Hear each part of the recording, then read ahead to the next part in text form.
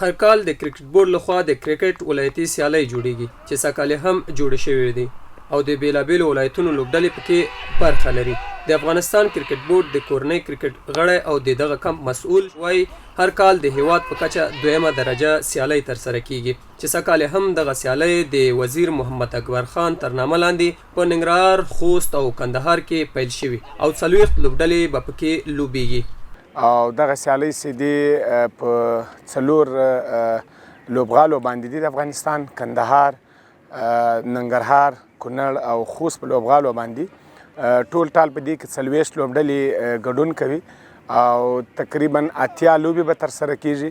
دغه سیالۍ 500 ورځې دي او د دغه لوبو موخه د لومړۍ درجه او دویمه درجه ولایتي کرکټ سیالیو لپاره د پیاوړو لوبغاړو په نښه کول دي.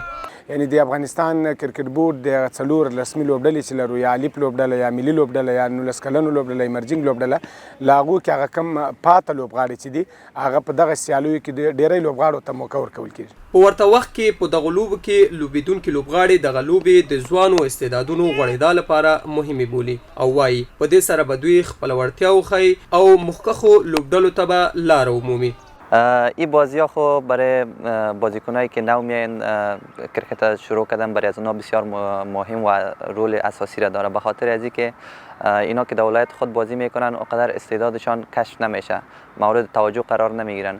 وقتی که در لیولای گرید 1 و گرید 2 میاین اینا استعدادشان کشف میشه و مورد توجه بازیکنای سینیر و مسئولین کرکت قرار میگیرن.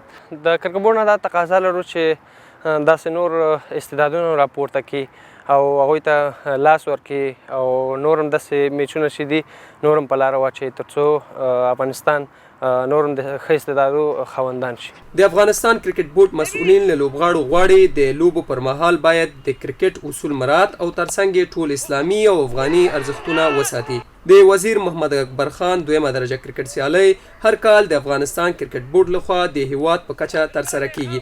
د دې سیالیو موخه د ځوانو استعدادونو موندل او د کرکټ په لومړۍ او دویمه درجه سیالیو کې د پیاوړو لوبغاړو لپاره لاره هوارول دي. دا سیالۍ د 500 ورونو په بڼه ترسره کیږي او د هیواد له بیلابیلو ولایتونو څخه لوبډلې پکې برخه اخلي.